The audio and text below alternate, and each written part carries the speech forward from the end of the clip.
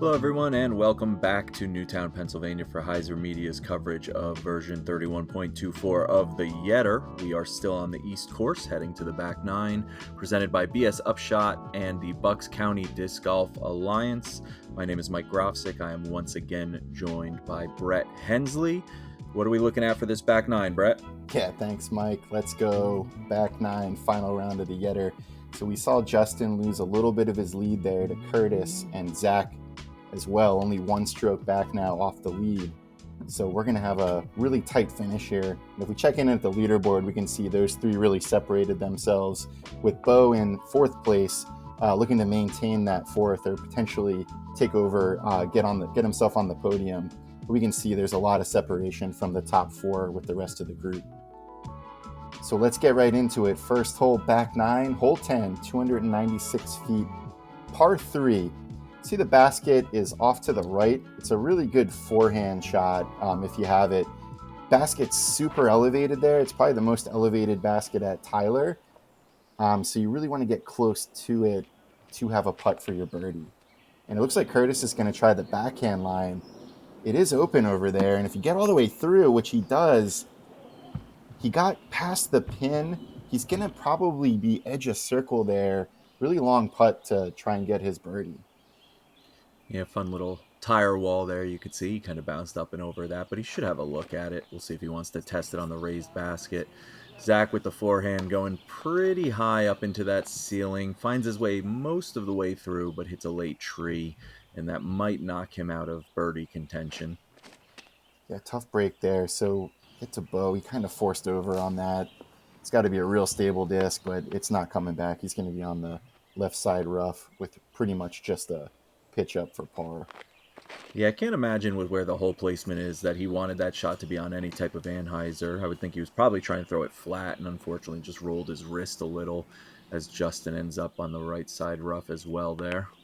You know, it's interesting that with the really good forehands that these guys have, two of them opted for backhand on this shot. And we'll see Zach just really pitching up there to try and get an easy par. Justin out of the edge of the rough here. He is going to run it. Comes up just a bit short, but a good effort. Yeah, nice safe floaty bid there, and it didn't go too far. Curtis is definitely going to want to run this, try and get himself tied for the lead here. And it was up and over, and it looked like it bounced out the left side. That's a tough break after a really good bid there from Curtis.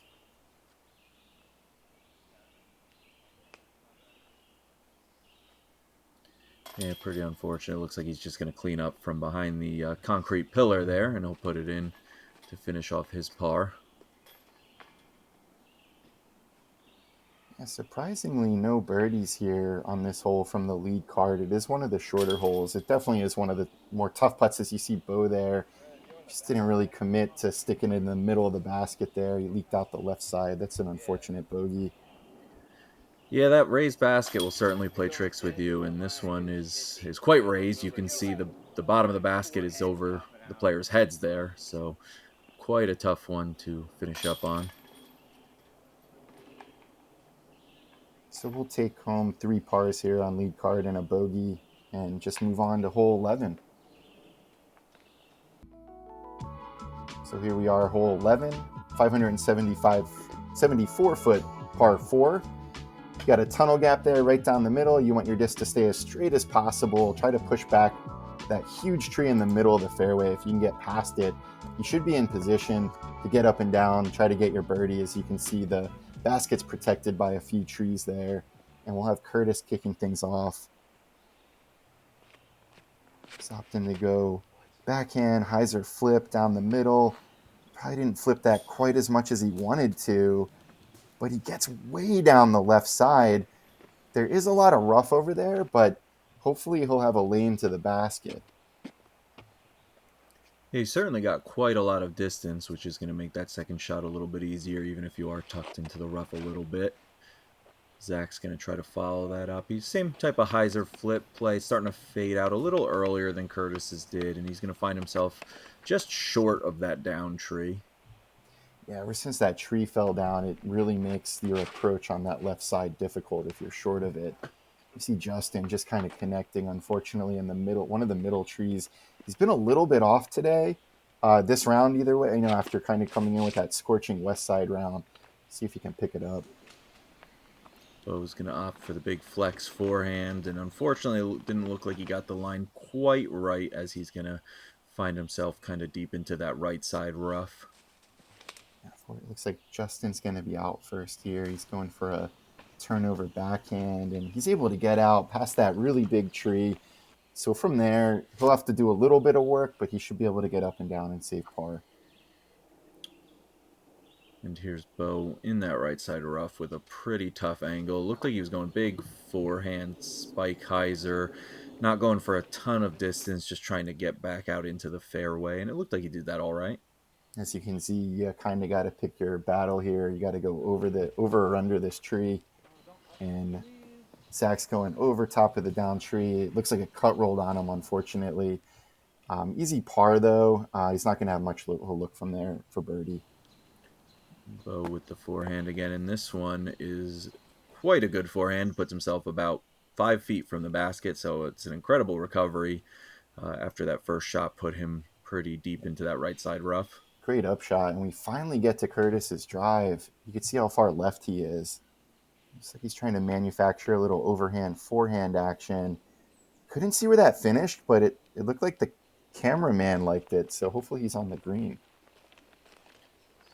Justin's going to come up, I think, a little bit shorter than he would have liked there for a relatively easy approach. It looked like he might have pulled it a little bit and potentially kicked off that tree. It's a little tough to see, but he'll have a chance. Yeah, and it didn't look like Curtis actually got out of the rough, but he has an easy pitch up there for par. Really no damage. Here's Justin a little further back than he would have liked, and he is up and over and in and then back out. So that coming back to bite him, not getting quite the distance he needed on his approach. Yeah, that's a tough break. You really want to see Basket catch those this late in the round. And a solid putt there from Zach for his par, playing clean.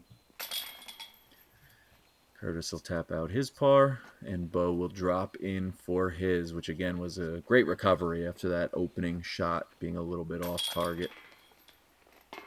Yeah, tough hole for sure. There were only 2 birdies. Shout out to Matt Bruder and your 2-time Great Eastern Am Cup champion, Zach Sharp, the only 2 birdies. And yes, Zach did play both tournaments. True Ironman. So let's go to hole 12, 338-foot par 3. One of the longer par 3s on the course. You can see you really want to get your disc moving hard left out of the hand so you can get as close as you can to this elevated basket up on a little wood steps there, and then behind it there's a ditch with some OB road, so you don't want to go over too far and push the disc too far into that OB. So let's see how aggressive these players want to get. They all have the arms to really get there. Let's see if they can. In Curtis, you can see he opts for the left side, kind of that local route gap, and he pushed way down there into the ditch, so he should be putting up at the basket. Couldn't tell if he was in the circle, but it looked like a really good effort.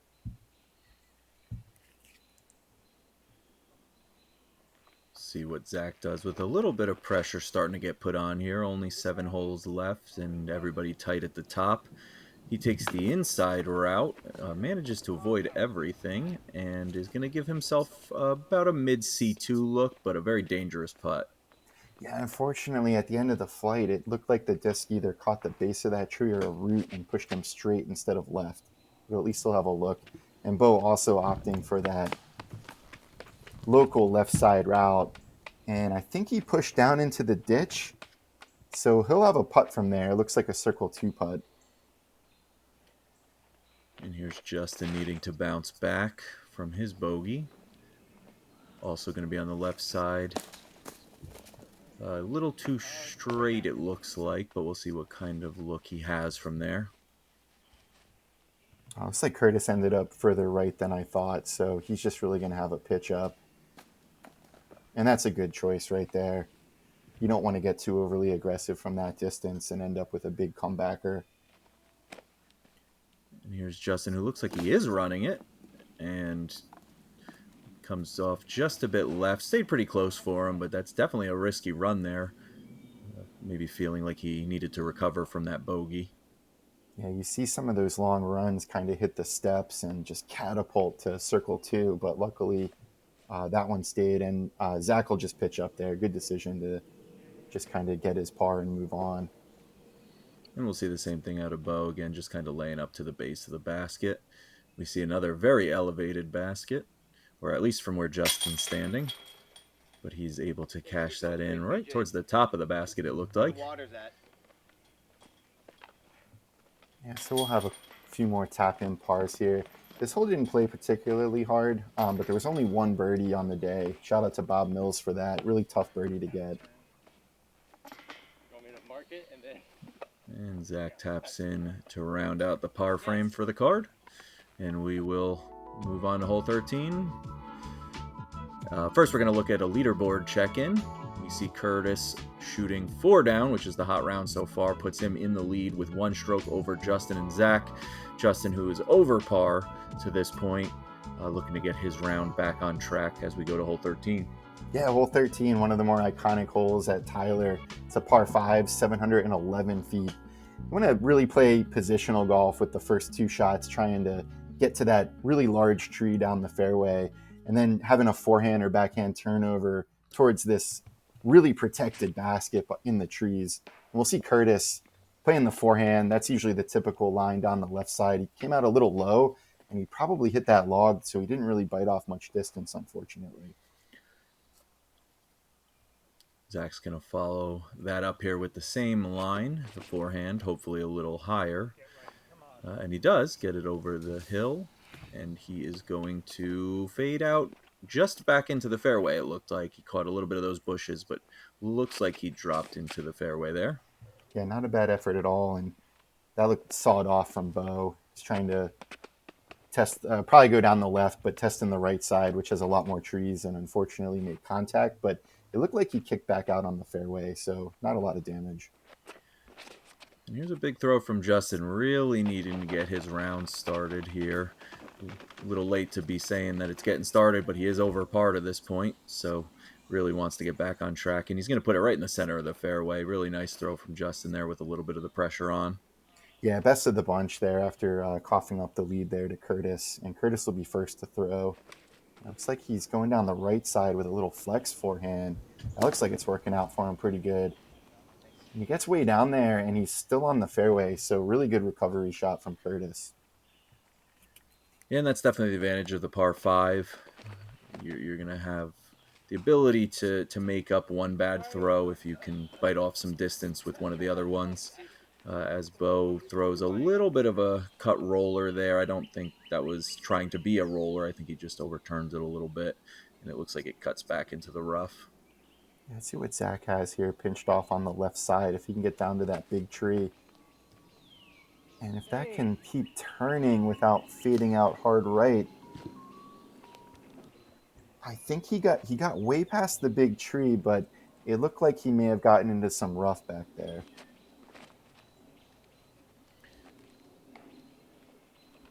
Justin is unfortunately going to catch just on the right side of that big tree and shoot off to the right into potentially the rough. We'll see how far it kicked. Yeah, that's unfortunate given to how he placed his drive. It looks like Bo's going to opt for a forehand roller here, trying to make the right bend. Can't see it finish. It looked pretty good, so I think he got up there, and we'll see what he's left with. Yeah, I think unfortunately it hit that big tree there right in front of Curtis. I saw it pop up a little bit, and it looked like it sat on the fairway, but I think it cut off some of the distance on him. As we see Curtis go up and over with the big forehand, and looks like he's going to be in a pretty good position. I think he went a little bit past the basket, but he's definitely going to have a birdie look, I think. Yeah, you can tell out of the hand he loved that, saying let's go. Really great shot there, really technical flex forehand. And Bo's looking for the backhand turnover to make the corner. Fortunately, cut it a little bit too tight. He got knocked down. He should have a really long putt there, circle 2. Tough putt, but good effort. And Justin did get kicked off pretty far to the right into the rough, and it looks like instead of going out, he's just going to go up and over and try to still find his way to the basket. And he almost drops down into the basket out of the trees. Disc flops down maybe 5 or 6 feet away, so really good break from Justin there. Yeah, this hole test every shot in your arsenal, and you can see Justin there with a great over the top shot, getting over everything to the basket. See Bo give this a little bit of a bid, trying to split the trees. Unfortunately, getting knocked down. He should have a pretty easy tap in though. And Curtis was a little closer than I thought there. It looked like the camera was panning to the rough, but he was just dropped down right next to that tree and, sends in his birdie from maybe 12 feet or so. Yeah, and that's a big pickup because he's not going to lose a stroke to Justin after that incredible recovery shot. Both guys playing the hole very well and in very different ways. That's another fun thing about par fives is there's a lot of different ways to do it.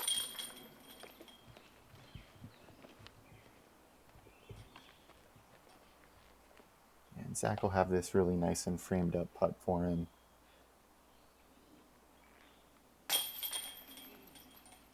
And good stuff there from Zach as well to pick up the birdie. So nobody gaining any ground there. The scores are going to stay the same. Bo's going to drop a stroke. And there are some guys who are trying to chase him down for that fourth place spot. So hole 14, or Trace Mandos, it's a 403-foot par 4. You can see there's a Mando tree on your left. You want to hug that, fade out to the left, land in the fairway, and then throw through the double Mando trees to the basket beyond these fences here.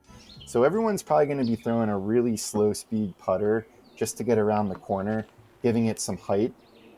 Like Curtis is right here. This looks perfect if it doesn't hit any trees. And he's around, I think he's in the fairway. I heard a little bit of contact, but as long as you kind of land anywhere there in the grass, you should be good to attack. And Zach is going to take a similar line and sit down a little bit on the right side there, but in the fairway, in the short stuff. Yeah, it looked like he went a little too deep and may have contacted one of those trees back there, but he's still in the fairway. Justin's going even higher, it looks like. It looked like that flipped up a little bit, but it's hyzering in, and it's on the right side, still in the fairway, pretty similar to the last shot.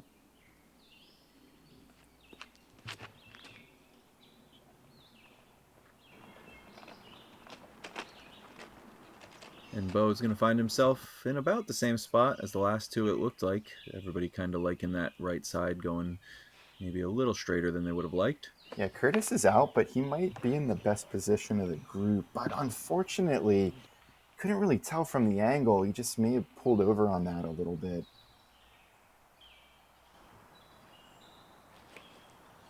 Zach lined up pretty nicely with the gap. Is just going to float a putter through there, it looks like. Really nice upshot from Zach there. Yeah, fantastic. It looks like nobody really pushed that right side as hard as we thought. So they have a similar up and down shot here from Justin, getting through the fence, and that's all you got to do.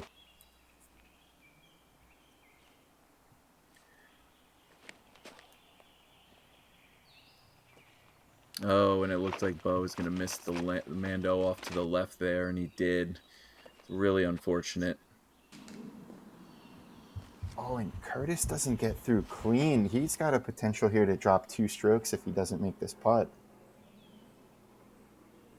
Looks like he's about 40 feet here. Oh, and he chains out high left side. That is really an unforced error. Unfortunate for Curtis there. He's going to be likely dropping a couple strokes to both Justin and Zach.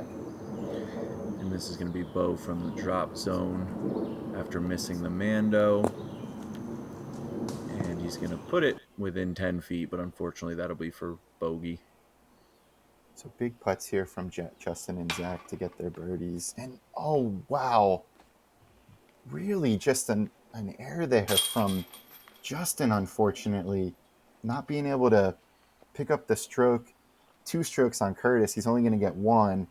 And he's potential now to lose a stroke to Zach here. Yeah, let's see if Zach can capitalize on that really big misplay from Justin. Oh, and Zach misses as well. Wow. The way these guys have been putting, I was just ready to give them those strokes. Yeah, but it's two misses inside 15 to 18 feet. Really uncharacteristic from these guys. Yeah, so not as big a swing as we thought here. So Curtis will be taking the bogey, dropping himself to 13 down, tying himself with Justin and Zach. So we're all tied going into the 15th hole, which is a 460-foot par 4. You can see a really tight tunnel gap. You want to get your disc hyzer flipped moving right or a forehand moving right, so you can get out on the fairway and then try to attack the green that's over some OB Creek on the right. That kind of trickles down to the basket. You can see that bridge. You want to get your second shot over that bridge into the landing zone. And we'll see a forehand here from Zach trying to get through that left gap. Looks like he's done it pretty well. That just holds on. And he's faded out towards the creek bed. It's pretty dry down there, so he's in bounds, and he should be able to work something from down there. Justin's going to step up and show us the backhand line. Looks like he's going pretty straight, just playing to be on the fairway and for some position. Does it pretty well. Might be a bit tucked behind that tree there. Would be an unfortunate break after a good shot, but we'll see what he has to work with. Yeah, Justin got a little fortunate because it's really tight on that right side, and he got through. And Curtis placed the more traditional gap, and he's way down there on the fairway. That's a great spot for Curtis. He'll be the best positioned to take advantage of trying to get a birdie. And Bo trying to bounce back from back-to-back bogeys, and unfortunately he catches an early tree and gets pushed off into the right side. Not quite in the rough, but not where he wants to be. And Bo's recovery shot, unfortunately, hits a tree in the middle of the fairway, so he's still going to be out. And you can see how tight this is. You can see the basket. It's not that far, but it's a really tight gap. He's able to flip it through there and get up onto the green. Really good recovery shot. He should be able to take home a par there. Yeah, did a good job of keeping that forehand real smooth and finding his way up to the basket. Justin looks like gets knocked down early. Didn't quite see what it hit on the camera angle change, but he definitely got knocked down early. And Curtis just pures it. He goes a little bit long, so he'll be coming back maybe about 28, 30 feet inside the circle to try and get his birdie and get a stroke on Justin. And Zach did get pushed off a little bit down to the right side here. Doesn't have much to look at in terms of the basket, but it doesn't matter. He goes up and over and floats it down about 5 feet away, so can't do much better than that. What a shot by Zach with only 3 holes remaining, matching Curtis to get up on the green. And we'll see Justin here just pitching up. He knows he's got to get up and down for his par, not lose 2 strokes potentially, or 1 stroke to, only going to lose 1 stroke potentially to Curtis and Zach. Curtis with the lie that we all love, having to squeeze under a bush. And unfortunately overcompensates just a little bit and misses high. Yeah, you can see the frustration there, especially after 14, not playing 14 clean and then just not taking advantage there. So it looks like Zach's going to pick up a stroke on both Curtis and Justin to put himself in the lead. And a good par save there from Bo.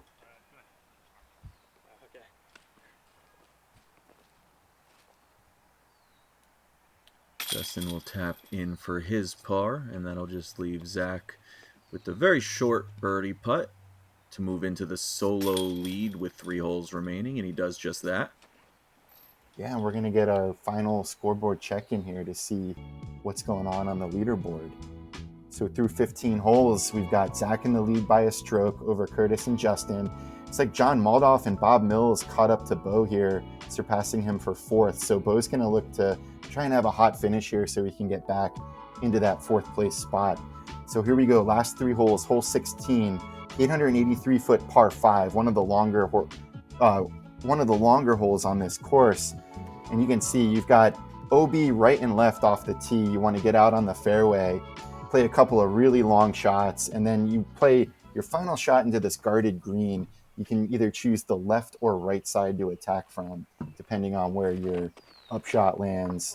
And it looks like Zach's leading us off, and he kind of sawed that off into the left side, but he stays in bounds. What a tree kick. That could have cost him an immediate stroke there. Yeah, it's a great break for Zach.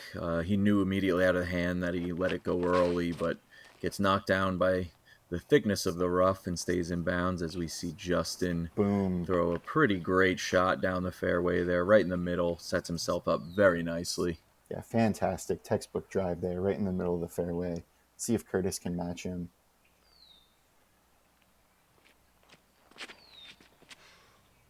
Curtis has got that on Hyzer. It's flipped up a little bit. That looks just as good. And he may even be further down than Justin. What a drive. Yeah, we've seen some big distance out of Curtis today. His big time arm off the tee. We see Bo follow it up, and that looks like it's going to float down pretty nicely into the middle of the fairway there. Maybe a little bit right side, but he's going to have a good shot for the second one. Yeah, so now Zach's out of position. He caught a really good break. Let's see if he can take advantage of it and bite off some distance here with a forehand. He's going to play that left side. And yep, he's way down there. So he'll have an option of continuing on that left side then, likely with his forehand.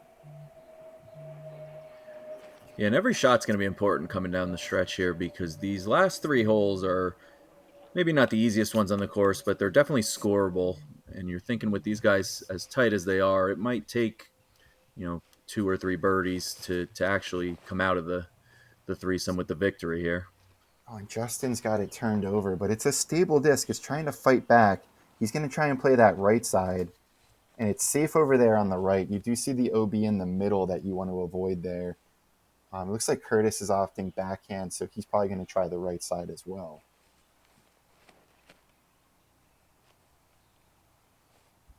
And that's a smash. It's got to fade. Oh, unfortunately, he connects with the tree, but it's so far down there, he should have something to get up and down for his birdie. Looks like Zach's going to go left side here with the forehand.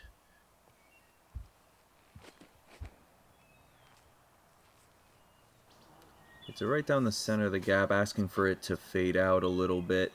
And it looks like it doesn't fade as much as he wanted, but he should still have a look there from behind that down log. Yeah, I think he's in the circle. Big shot there after not getting off the tee so well. We'll see Bo. Oh, he plays the fairway perfectly, and he's going to be about edge of circle for his birdie.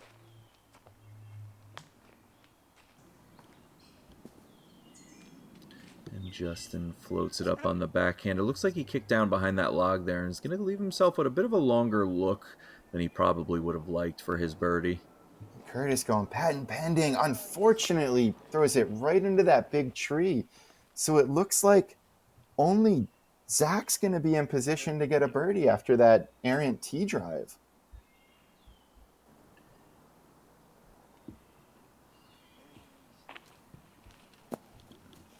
And Curtis from deep C2, potentially C3, just laying up around the bend there. Let's see what Justin's left with here. Okay, he's about 40 feet. He's going to give this a bid. Floats it up and in! Cashes it. Huge putt from Justin. He needed that stroke there to potentially stay one back of Zach, depending on where his putt's coming from. Big time putt. Yeah, he's had a little bit of trouble today on the green. We saw that real short miss a couple holes ago. So for him to bury that from probably, like you said, 40, 45 feet, really big putt. And Zach, unfortunately, didn't give himself much of a chance on that one. Got it up and over the log, but never really looked like it was heading for the basket. Yeah, really unfortunate because the upshot looked great, but he just got behind that log, and it certainly interfered with the putt. And Bo, unfortunately, can't cash that. He's off the band. He's going to have to settle for par. Curtis is going to tap his par in here, and then Zach will follow suit, and they're both going to lose a stroke to Justin after the big C2 putt. Yeah, so now we're going to have Justin and Zach tied at 14 down with Curtis one stroke behind at 13, going into the last 2 holes of the Yetter. Incredible stuff here. So our last field hole here, hole 17, 591-foot par 4. You want to hit the landing zone right by that tree on your right, either left or right side, which gives you the option of going over the out-of-bounds tall grass on the right or throwing the fairway on the left. And you can see the basket is really guarded behind a lot of trees. So you really want to play position. And Justin's got this yanked over a little to the right, but it looks like it's fighting back. And he gets over the tall grass, and he's in prime position to attack over the out of bounds grass over there on the right side. So he's well within position. He's going to put pressure here on both Zach and Curtis to follow suit. And with a 3-person race for this victory, like I said, these last 2 holes are more the scoreable ones on the course. So a single mistake can really end your whole tournament at this point. So you definitely want to make sure you're just in the fairway, giving yourself a chance. And Zach does just that. Yeah, good position shot there from Zach. Now Curtis, it looks like he's going pretty big here. Hopefully, and that's Hyzering hard left. That should be in a great spot as long as it sits. Yep, right on the fairway, just in front of Justin's shot.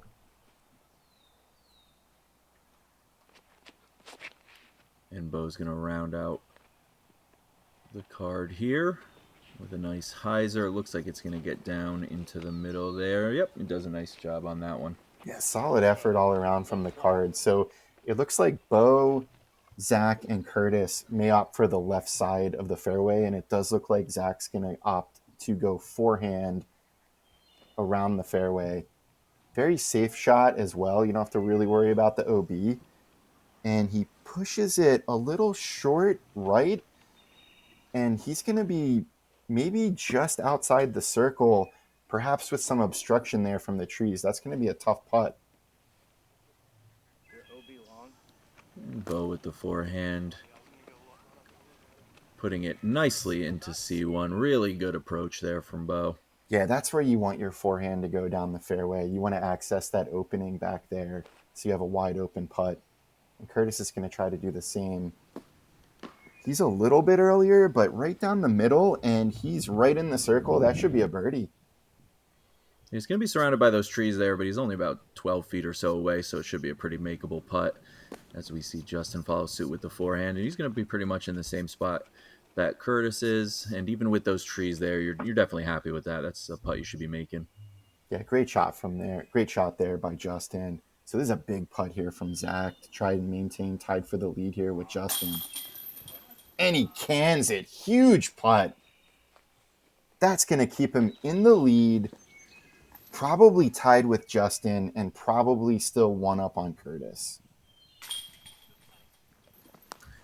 And Bo with a nice birdie putt, trying to find his way back into 4th place. So really important putts here from both Justin and Curtis.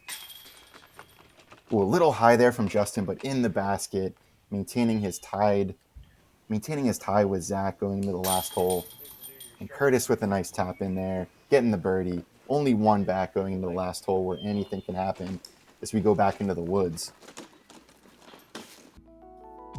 So here we are, last hole of the Yetter. It's all coming down to hole 18, 320-foot par 4. You got to hit this tunnel gap, getting your disc moving left on hyzer. And then from there, you're going to play up to this hill and this elevated basket. You can see the rock wall. You want to make sure you clear that. If you hit the rocks, you can have a really bad roll away. And Justin's going to start us off here with a big tee shot. He's got the hyzer angle. He's got the height. And it looks solid. I don't think he hit anything. I think he's up there. I think he's in position. And quite the opposite here on the East course than the West course, which ends with the hardest hole of the course, hole 18 on the West. I believe hole 18 on the East played the easiest today at more than a half stroke under par. So a different type of finish, but it's a hole that anybody can get, which definitely makes it interesting as Zach hits an early tree and drops down, and that is going to put a lot of pressure on putting that upshot close. Yeah, that's unfortunate. There's also a Mando on the left, so you can't really take a shortcut. And Curtis also contacts a tree. He's got plenty of power from there. He can get up, but certainly not the position he wanted, unfortunately. And Bo's going to show us the left side with a forehand, and he's going to drop that pretty nicely into the fairway, not biting off as much distance with the forehand, but giving himself a good angle on the approach. Yeah, good stuff there from Bo playing positional golf. So now we get to Zach. You can see the Mando tree there. He's got to go to the right of the Mando, so no shortcuts. And a flex forehand or a big backhand hyzer he's going to have to go. It's going to be tough to get in the circle. I think he just needs to get up there and try to give himself a chance. See him struggling with which disc to use, which probably also means which shot he's going to actually throw.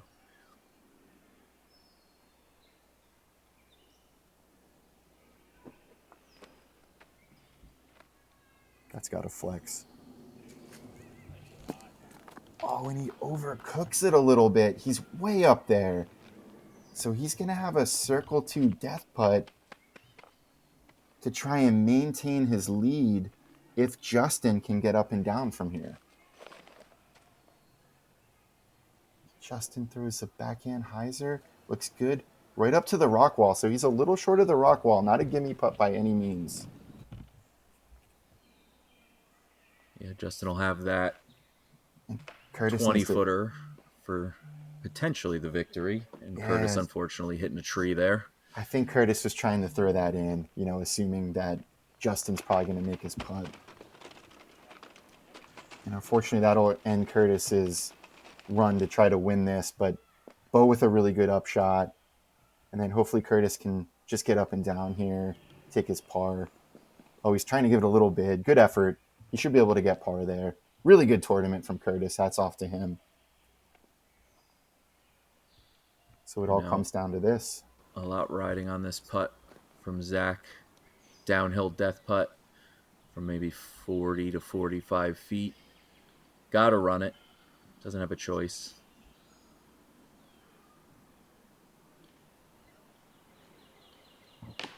It's got to stay up.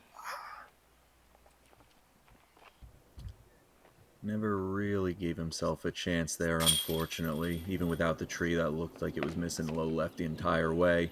So now Justin will have this from about 15 feet. Not a gimme, but... And he's got it. Justin Rosak taking down the Yetter. Unbelievable. 16 down over 2 rounds. Really good stuff there from Justin. Congratulations. And he took it down by birdieing the final 3 holes. So he ended the way you need to be a champion. Absolutely. And hats off, too, to Zach. We got to see both of his rounds on coverage and just played an amazing tournament. He'll take home second place. And on top of that, no bogeys for Zach on the East Course, should be pointed out. Played a clean round, so good for him on that. Nice second place finish. But it will be Justin Rosak taking down version 31.24 of the Yetter with a 16 down after shooting a 993 rated round 2, winning by a stroke over Zach and 2 over Curtis, who will take 3rd place to round out the podium. Really great round of disc golf. Thanks again to Elevation Discs, our sponsors for this video. And make sure to tune in for the CCR Open from August 30th to September 1st. That is HyzerMedia's next coverage. That is coming to you from Birchfield Park in Michigan. We'll have next day coverage of that tournament, so make sure to like this video and subscribe to HyzerMedia for all your disc golf content. Thanks for joining us today.